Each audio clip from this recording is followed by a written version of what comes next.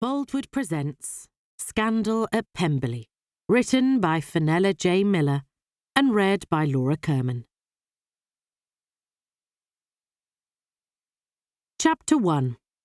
My word, one would never know that anything untoward had taken place at Pemberley, Bingley exclaimed as he looked at the front of the house. The workmen have done a splendid job repairing the windows and the damage to the interior where necessary, Darcy replied as he held his hand out to Lizzy. Ours will be the first Darcy baby born under this roof for more than 100 years. Lizzy took her husband's hand, no doubt glad of the support as the ground was decidedly slippery. We have been fortunate with the weather this winter, no snow since January, and already the daffodils and snowdrops are in bud. Georgiana had mixed feelings about their return to the family home. Living at the old rectory, as Adam's house was now called, had been most enjoyable. Major Jonathan Brownstone, Adam's friend, had proved to be an entertaining gentleman, and she was sad she would no longer be able to spend time with him. He had been staying at Pemberley when the ghosts had departed so dramatically and had remained to help with the move to the old rectory. Unfortunately, he had been obliged to return to his regiment shortly afterwards, and she had not seen him again until he had arrived 2 days ago to stand as groomsman to Adam when he and Kitty celebrated their marriage next week. "Come along, Georgiana. You are wool-gathering. I am eager to be able to walk about Pemberley without fear of being accosted by a ghost." "Kitty, dearest, did you hear that Fitzwilliam intends to have the East Wing turned into a permanent home for Jane and Bingley? He has already instructed the architects, and the work will be starting as soon as the weather is clement." She had only discovered this exciting piece of news herself that morning, and was delighted Jane would not now be moving to another establishment. "That is wonderful. I shall be living no more than 3 miles from here, so we will be able to spend delightful afternoons together at the old rectory or here." Georgiana grabbed her friend's hand, and they ran into the house to join in the general exclamations of praise and surprise that the damage done by the departing spectres had been so easily restored. She wished to speak privately to Kitty at the earliest possible opportunity, and the only place where they could do this was in the apartment they shared. "Fitzwilliam, Kitty and I are going to check her bride clothes. Are we to dress for dinner tonight?" Georgiana asked her brother. "Yes, of course. King and Brownstone will be joining us, and it's to be a celebration. I believe it's possible Mr. and Mrs. Bennet, Mrs. Wickham and Miss Bennet might also arrive this afternoon." He grinned at Lizzy. "No doubt your parents will expect the formalities to be maintained, whatever our views on the matter." Lizzy returned his smile. "There is no need to prevaricate, my love. We all know it is my mother who is a stickler for the niceties of etiquette. My father does not give a fig for such things." Jane and Lizzy, followed by their respective husbands, strolled off to the small drawing-room, which was the warmest room in this enormous establishment. Georgiana was bursting with her news, but knew better than to discuss anything of an intimate nature where a member of staff might overhear.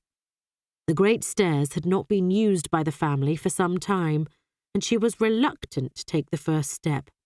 3 men had died here, crushed by falling timber, and she was concerned that there might still be ghosts on the premises. "All of the ghosts have gone, Georgiana. It is perfectly safe to take this route. Indeed, I have every intention of exploring the East Wing for myself before the workmen start the renovations. Shall we go up together? I promise you there are no phantoms at Pemberley now." "Well, as you were the one who could speak to them directly, I must take your word for it." Georgiana ran up the first few marble steps and stopped, took a deep breath, and her fear vanished. "The house does feel quite different. As I told you before, I have never felt quite comfortable here and was always happier spending time away. Now I do believe Pemberley is a friendly place." Without further hesitation, she held her skirts up and ran to the gallery. The feeble February sunlight flickered through the new glass of the enormous windows and made patterns on the polished boards. Kitty joined her and, snatching her hands, began to twirl her around the floor. Breathless and happy, they dashed down the wide passageway and into their shared apartment. She was really going to miss her bosom beau when Kitty left next week as the wife of Adam King, the former rector of Bakewell. Both their personal maids were busy elsewhere, and they had the sitting room to themselves. Georgiana curled up in the nearest armchair, and her friend flopped down on the chaise longue opposite. "We are supposed to be checking your bride clothes, Kitty, but I'm quite certain Annie and Ellie have got the matter in hand. I wish to tell you something quite remarkable, and you must promise not to breathe a word to anyone, especially to Adam." "I think I know what you are about to tell me, dearest one. You have feelings for Adam's dashing friend, and I'm quite certain he is equally interested in you." Kitty smiled in a most particular way. "Indeed, I think that you will have no need to tell anybody, as they have all guessed your secret." An unpleasant heat travelled from her toes to the crown of her head. "Oh, do not say so. I cannot bear to think I have been so transparent in my regard for Major Brownstone." She swallowed a lump in her throat. "Do you think that Fitzwilliam is aware we are interested in each other? He would have had his head in the clouds to have missed the way you and the handsome Major have been looking at each other." "I liked him from the moment we were first introduced last December. He has an excellent pedigree, and although only a second son, his father is Lord Brownstone and his grandfather is an earl." "Does he have his own estate?" Kitty asked. "Unfortunately, he has only his bounty from his soldiering and his army pay. But that is of no matter. I have more than enough in my trust fund to keep us both in comfort. In fact, we will be able to purchase an estate in Derbyshire." For a second time, her face suffused with colour. "Forgive me, I cannot imagine what made me say something so indecorous. I can assure you that there has been no mention of marriage or anything of that nature on either side. I was letting my imagination run away with me." "You are quite right to consider every element before consenting to a match. The fact that he has not yet asked you to be his bride is neither here nor there. No doubt he will speak to Darcy whilst he is here this time. I'm sure if your brother disapproved, he would have stepped in before this and not allowed you to spend any time in Major Brownstone's company." Georgiana believed she had said too much already, even to her dearest friend. The Major was a serving soldier, and she had no wish to follow the drum. Unless he was prepared to resign his commission, the prospect of an engagement between them was remote. "It is premature to talk of my becoming betrothed to him. I believe it is the fact that you are marrying after knowing Adam for such a short time that has put these ideas into my head. I have no intention of contracting an alliance with anyone until after I have had my season." Kitty raised an eyebrow. "I should think not. You do not have to make a decision on the matter until next year. Indeed, if it hadn't been for the dramatic events Adam and I became embroiled in, I doubt that we would have moved things on so rapidly. It was being in mortal danger that pushed us closer, and I do not regret my decision one jot. Adam is the perfect match for you, and I know you're going to be very happy married to him. I cannot tell you how relieved I am you are going to be living so close to me. You have become very dear since you came last year. You will have both my sisters living here in future. I heard Lizzy say that Mary is to remain behind when my parents return to Longbourn. I doubt that I will feel the same way about Mary. From what you have told me about her, she is a blue-stocking and not at all lively." "That is true, Georgiana, but one could have said the same about you before I arrived. And now you are almost as effervescent as I. This time you must be the one to encourage Mary to relax and take life less seriously."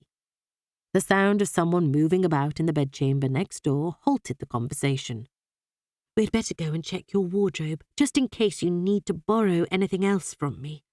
Please promise me you will not mention this conversation to anyone. Indeed, Kitty dearest, I should be eternally grateful if you would reassure Lizzy that I am not looking to become engaged to anyone at the moment. I'm hoping she'll tell Fitzwilliam not to approach the Major." They had been happily engaged in admiring Kitty's many new gowns when a message came from downstairs summoning them, as the Bennet family had arrived. Georgiana was looking forward to meeting Kitty's family, as she had heard much about them.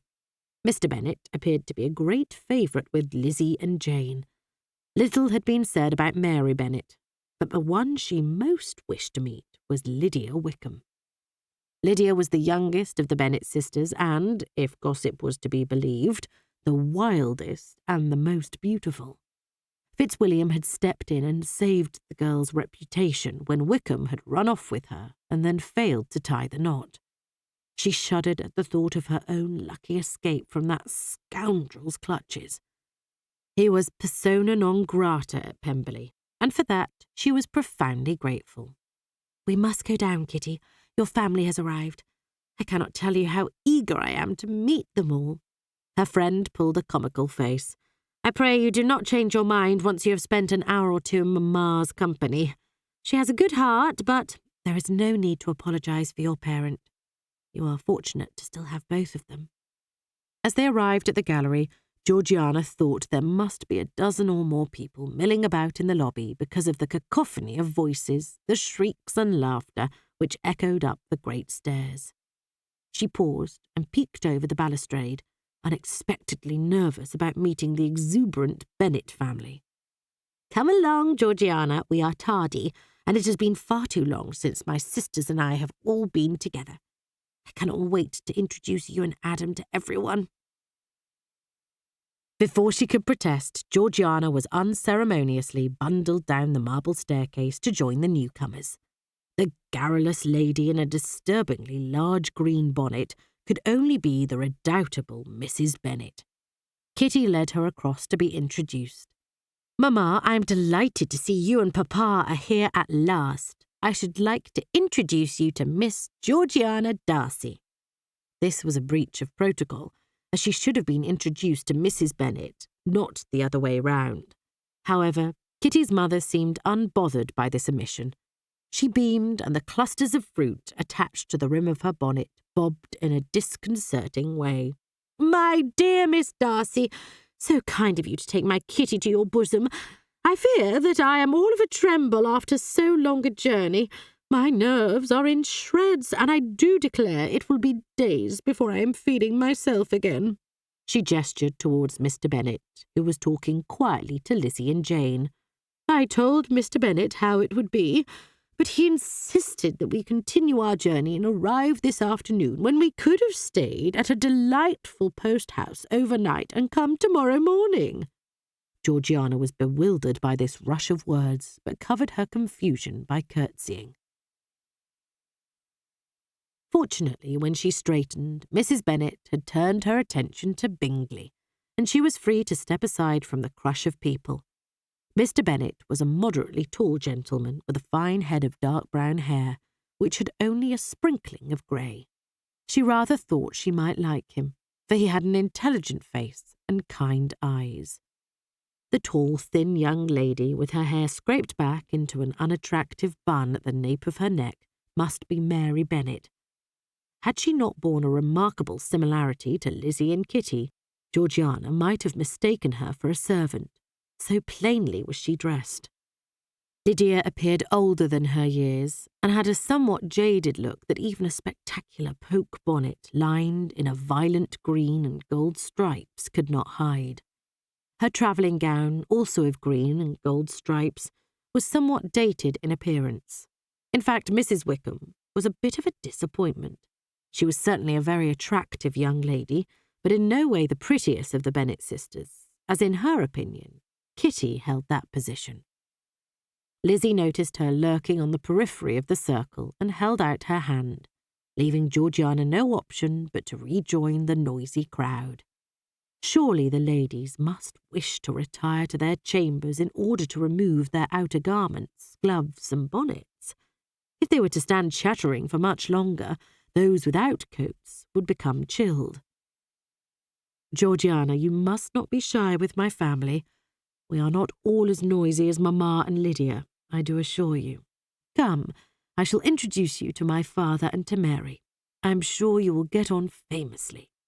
Mr. Bennet greeted her warmly. "My dear Miss Darcy, I am delighted to meet you. Although I must own that Kitty has told us so much about you, I feel we are already acquainted." She dipped and returned his smile. "We have become very close since she arrived, and I shall miss her when she leaves next week to become Mrs. King. Have you met her future husband, Mr. Bennet?" "I have not yet had the pleasure, Miss Darcy, but I have been assured by my Lizzy that he is the perfect match for Kitty." He glanced at the newly restored windows. "I gather there was an explosion here before Christmas, and that these had to be replaced. I do hope nothing so bothersome is likely to occur again. I much prefer my life to be without drama and excitement." He said this with a commendably straight face, but his eyes drifted towards his lively wife and youngest daughter. The fact that the ghosts at Pemberley had caused the damage on their departure was a secret that was to be kept amongst those who had been present at the time. "I can assure you, sir, nothing untoward will take place during your visit. The architect believes the event was likely caused by combustible material from the building work that was taking place at the time." He looked unconvinced, but fortunately did not question her explanation, and was then greeted by Fitzwilliam, who had just arrived from a meeting with his steward. If there was one thing she disliked above any other, it was being obliged to lie, even though the truth could never be revealed under any circumstances. Lizzy beckoned to her sister Mary, who reluctantly moved towards them. "Mary, let me introduce you to Georgiana. I'm sure that you'll become bosom beaux in no time." Georgiana didn't curtsy, merely nodded, but Mary dipped as if she felt herself an inferior. Something about the girl struck a chord deep within her.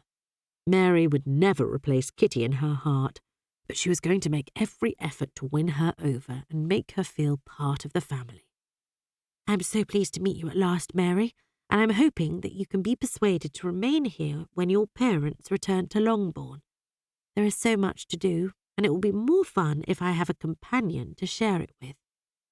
Instead of looking pleased by this announcement, Mary's expression became even more subdued. "Thank you, Miss Darcy, for your kind offer of employment, but I shall return to Longbourn, where I can be a comfort and help to Mamma." She turned away and walked over to join Mrs. Bennet and Mrs. Wickham, who were being gently ushered towards the great staircase by Jane. "Oh, Lizzy, how absolutely dreadful! I have mortally offended your sister, and all I wished to do was make her welcome." "Georgiana, my dear, Mary is often quick to take offence when none was offered. Do not worry. I shall speak to her later and explain that you are not offering to employ her as your companion, but wished her to be a sister to you." "Is Mrs. Wickham not to be introduced to me?" "Fitzwilliam does not wish you to be intimate with her. Indeed, I am surprised that he relented and has allowed her to come to Kitty's wedding. Lydia has been warned to make no approaches to you.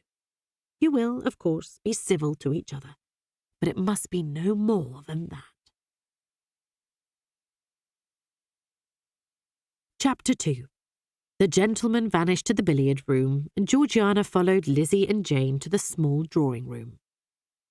"Lizzy, if Fitzwilliam is so set against Mrs. Wickham, why did he allow her to come to Pemberley?" Her sister-in-law settled herself comfortably on a daybed before answering.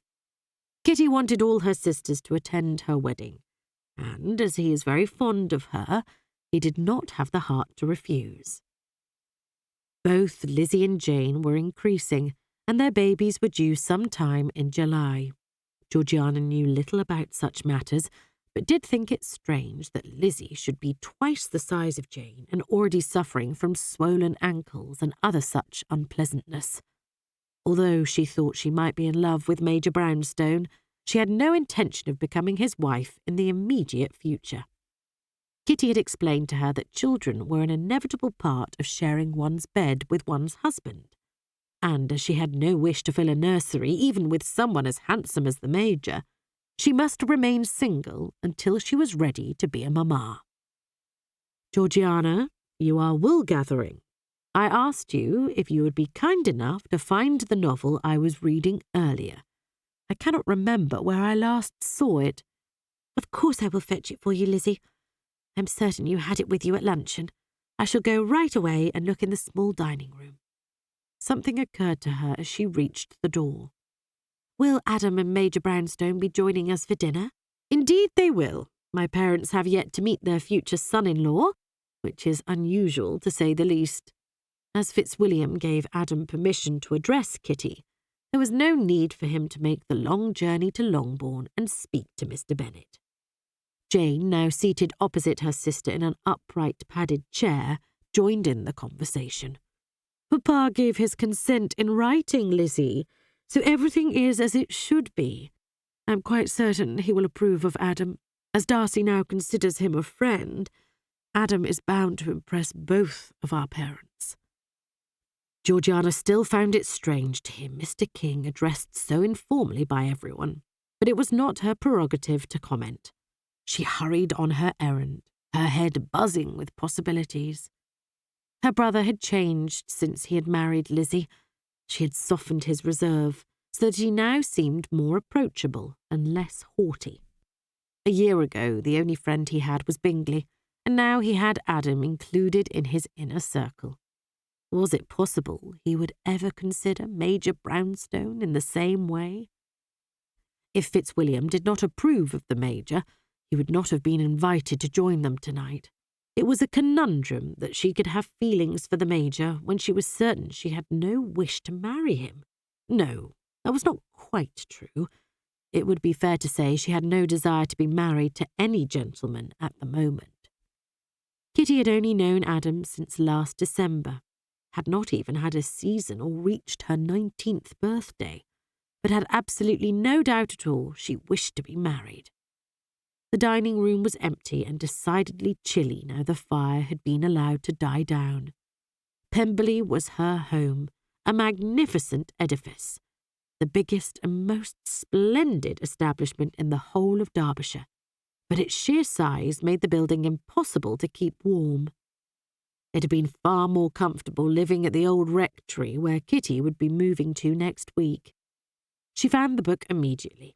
Lizzy had left it where not even a diligent servant would have seen it, for it was under the table. With the novel in her hand, she began the long trek through the house to rejoin her sisters.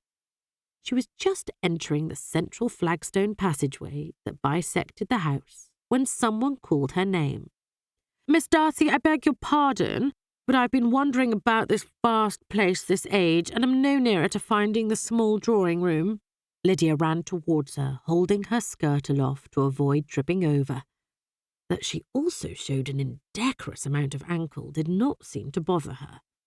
"Mrs. Wickham, I apologise if you have become lost. You could have rung for a footman, and he would have guided you to the drawing-room. This is a large building, but it is laid out sensibly, and I am sure you will have no difficulty finding your way in future." She pointed down the passageway. "You are almost there. I'm sure you would have arrived on your own volition very shortly. Mamma has retired to bed with a megrim, but I am sure she will be recovered in time for dinner tonight." Georgiana was about to point out that when she had a sick headache, she was prostrate for days, but thought better of it. "I expect the stress of the journey has unsettled her nerves. Shall we go and join Lizzy and Jane? It is far too cold to stand about chatting here." "I know we are not to become friends during my visit. Lizzy made that quite clear. But perhaps we can become acquaintances? I believe that we have a great deal in common." This was said with an open, sunny smile, but Georgiana had difficulty keeping her dismay from showing. How could Lydia be so unkind as to mention what might have happened in Brighton 3 years ago? She was relieved they had arrived at the small drawing-room, and she was not obliged to reply. Lizzy was comfortably settled on a chaise longue, and Jane was sitting opposite. Neither got to their feet on their arrival. For all its grandeur, Pemberley was not a formal place to live. Lizzy had seen to that when she had taken the reins last September. However, they were greeted with smiles and affection, and that was more than enough. "Come in, girls. You both look chilled to the bone. If there were fireplaces in the passageways, I would insist that they were kept burning both day and night." Lizzy patted the end of her daybed, and Georgiana was about to take this seat when Lydia sat there herself. "Lizzy, one might suppose your baby was due in the spring and not the summer." Lydia simpered and gestured to the quite noticeable roundness beneath her sister's gown. "Do you think you might be mistaken with your dates?" This outrageous comment caused a collective gasp, and Lizzy sat bolt upright, swinging her feet to the floor. "Lydia, if you wish to remain under my roof, you will curb your tongue. Do I make myself quite clear?" Her voice was as cold as the passageway outside, and Lydia's smug expression slipped. "I beg your pardon, I was jesting." "Then your idea of what is amusing is in very poor taste." Lizzy pointed to a chair at the far side of the room. "I wish Georgiana to sit next to me. Kindly remove yourself and sit over there." Lydia flounced across the room but did not take the chair. Instead, she walked to the far end and pretended to be entranced by the vista. Once she was out of earshot, Jane spoke up. "Oh dear, this does not bode well. I wish Kitty had not been so insistent Lydia must come to her wedding." "Marriage does not seem to have improved her. Fitzwilliam was right to be wary. We can hardly send her packing, as it would upset Mamma." She shuddered. "I do not think we would wish Mamma to become upset. I will remember how she behaved when Lydia ran away. I don't think Fitzwilliam would stand for it." "I think that you're expecting twins, Lizzy. There can be no other explanation." Georgiana had been thinking this for some time, but had not wished to voice her opinion upon a subject of which she knew very little. "Twins? Of course! Why did I not think of that? Small wonder I am growing at such a remarkable rate." Lizzy flopped back on the chaise longue, as if not particularly pleased at the prospect of producing not one, but two potential heirs for the Pemberley estate. "Fitzwilliam will be pleased, will he not? Having 2 babies, no 3, as Jane will be residing in the East Wing when it is completed. Will be splendid." Georgiana did not understand why neither of her sisters-in-law appeared to share her delight. "I wish things were as simple as that, my dear, but producing twins is considered far more hazardous than producing a single baby," Jane said. Lizzy reached out and took Georgiana's hands. "You must not look so worried, dearest girl. I am as strong as an ox, and I am quite certain nothing untoward will happen to me or my babies. Mind you, this is merely speculation on my part. I could be carrying a single baby of magnificent proportions. Surely Dr. Bevan will be able to examine you and confirm or deny your suspicions. I shall certainly ask when he comes next month. There is no need to worry about this possibility at the moment, Georgiana.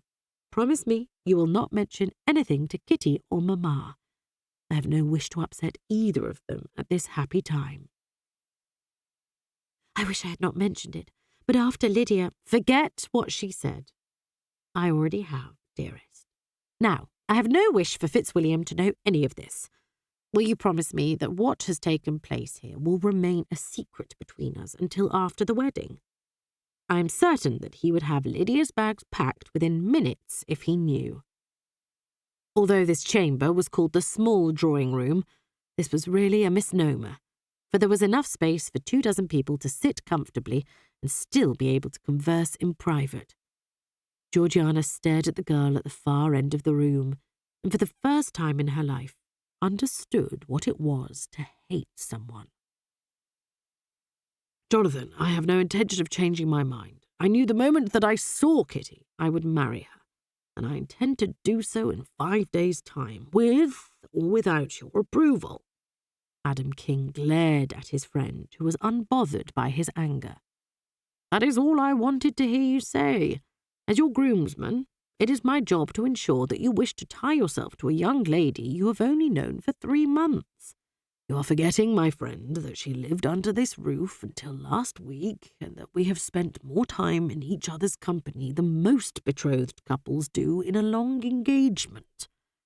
Remember, less than 2 years ago you were fighting at my side, and in that short space of time you became a man of the cloth, renounced your vows, and became involved in the supernatural.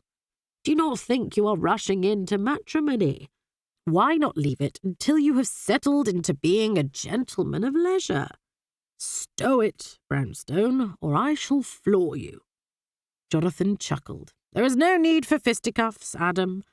I give you my word as an officer and gentleman that I shall say no more on this subject. Kitty Bennet is a delightful young lady, and will make you a perfect wife." He yawned, and his jaw cracked loudly. He had been staying up too late and drinking too much since he had returned to the old rectory 3 days ago. "I thought you had a tendre for Georgiana and would be joining me in wedded bliss before the year is out. Have I been so obvious in my regard for her? We get on well together, but she is too young to become a serving officer's wife, and I have no intention of resigning my commission. The king is going to need every experienced officer to fight the French, and I would be betraying my country and my regiment if I stepped aside for something as trivial as love." Adam frowned. "In which case you have behaved poorly. I've become fond of Georgiana and will not stand by and see you break her heart." "I think you underestimate her. She has made it very clear to me she has no wish to follow the drum, and she is well aware that I intend to remain a serving officer. We agreed we should be friends, enjoy each other's company, but with no expectation of anything permanent coming from the relationship, at least at the moment." Seeing the expression on his friend's face made him realize he had made a grave error of judgment. Showing such partiality for a young lady without making her an offer was tantamount to ruining her reputation. "There is no need to say what you are thinking, Adam. Darcy will be expecting me to speak to him after the wedding, will he not?" "Indeed he will. In fact, everybody is expecting you to ask permission to pay your addresses to Georgiana." The situation was nothing short of ridiculous. Jonathan gave a snort of laughter. "In fact, the only person who will not be expecting me to do so is Georgiana herself. She wishes to have a season in London before she becomes entangled with a gentleman. They were her words exactly. Please excuse me. I shall pen her a note explaining the situation so that she is prepared for me to—" He was unable to finish his sentence, not sure if his friend would understand. "Feel free to send one of my footmen with your letter. You're right to be concerned. Darcy would never have permitted you to spend so much time alone with his sister if he was not convinced you intended to make an offer for her sooner rather than later. There is one thing you do not wish to do, my friend, and that is make an enemy of Fitzwilliam Darcy." Having excused himself, Jonathan made his way to the study where he would find the necessary requirements for writing his note. The room was pleasantly warm, and he found a fresh pen, paper, and sealing wax on the desk ready for use. He would have to assume Georgiana was allowed to receive letters without them being perused first by either her sister-in-law or her brother. What he was going to write was for her eyes only. It would be an unmitigated disaster for anyone else to read the contents. "My dear Miss Darcy, I'm writing to warn you that your brother is expecting me to make you an offer after the wedding. I know, for we have spoken of it together, that you have as little wish as I to become betrothed at the moment. If I do not speak to your brother, he will think I have been playing fast and loose with your feelings. Therefore, for both our sakes, I'm suggesting that we pretend to be betrothed. I shall speak to Darcy as if I intend to marry you in the autumn, but we both know this to be a Banbury tale. Our false engagement will prevent the tabbies gossiping and keep your good name intact. We've become good friends, I hope, and I would not like to lose your friendship, although at this time neither of us wishes to embark on matrimony. I can assure you that when my duty is done, things will be different. I shall resign my commission, and if you are still single, I shall be appearing at Pemberley in the hope that you will do me the honour of becoming my wife. We can tell our families that we wish to have a long engagement, that we have no intention of marrying before the summer of next year, and this should give you ample time to break the engagement if you meet someone more to your liking. I hold you dear to my heart. Jonathan Brownstone, Major. He sanded the paper, folded it neatly into a square, and scrawled her name on the front. He then sealed it with a blob of wax and pressed his signet ring into it. He marched to the bell strap and pulled it. When a footman appeared, he was given the missive and told to deliver it immediately to Miss Darcy, and not to wait for a reply. Satisfied he had done all he could do to ameliorate the situation, he strolled back to join Adam in the main drawing room. He was a soldier through and through. His milieu was the military, and he found himself rather out of his depth socialising with the cream of society. The fact that his grandfather was an earl meant nothing to him. He had never met the man, and his father had been estranged from him for years. His older brother Richard would inherit the title and the entailed estates that went with it. He must continue to make his own way in the world. He stiffened as something appalling occurred to him. He was not in a position to make Georgiana an offer unless they were to live off her wealth. He was not a fortune hunter and would never marry an heiress in order to better himself. Georgiana could make a match with the highest in the land. Not only was she rich, she was also kind, intelligent, and the most beautiful girl he had ever set eyes on. Adam must have got things wrong. Darcy would never entertain a virtually penniless soldier as the husband for his precious sister. Damn it to hell! He must reclaim the letter before it was too late. Chapter 3. Kitty did not join the ladies in the drawing room, and Georgiana had no wish to spend the remainder of the afternoon in Lydia's company, so decided to go in search of her friend. "Pray excuse me, Lizzy, Jane. I'm retiring to my apartment, but will rejoin you, of course, for dinner." Lizzy glanced at the far end of the room where Lydia was still sulking, and then turned back. "I understand, my dear.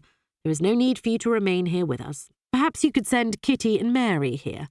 I cannot remember the last time we were all together. I think I can hear them coming. I was beginning to worry about their absence." Georgiana crossed the room and opened the double doors just as the two girls arrived. Mary ignored her and walked straight across to take a chair beside Jane, but Kitty took her hands. "Mamma is asleep, so we have come to join you. Are you not staying?" "No, I have no wish to intrude on your reunion." "Fiddlesticks to that. I would much rather spend time with you than with Lydia or Mary." Georgiana choked back a laugh. "Shush! You must not say such things. Your sisters would be deeply offended if they were to hear you speak like that. I am already at odds with Mary, and I find that I cannot like Lydia at all. I'm not surprised. She has a natural talent for upsetting all those she comes in contact with. I cannot imagine why I wish to have her here, and I sincerely regret my decision. I shall spend no more than half an hour conversing with my sisters, and will then return to the apartment. You had better go. Lydia is on her way over to join Lizzy and Jane." Georgiana slipped through the door, closing it quietly behind her. She was about to ascend the great stairs when there was a sudden hammering on the front door, which sent a footman racing across to open it. Curious to see who might have arrived so precipitously, she paused, hoping she could catch a glimpse of who it was without being seen herself. To her astonishment, the Major burst in, his shako rakishly over one eye and his dark blue military uniform liberally mud-splattered. There must be an emergency of some sort to bring him pell-mell to Pemberley. Without hesitation, she stepped into view. "Major Brownstone, has there been an accident?" He skidded to a halt, as if she was speaking in tongues. "Accident?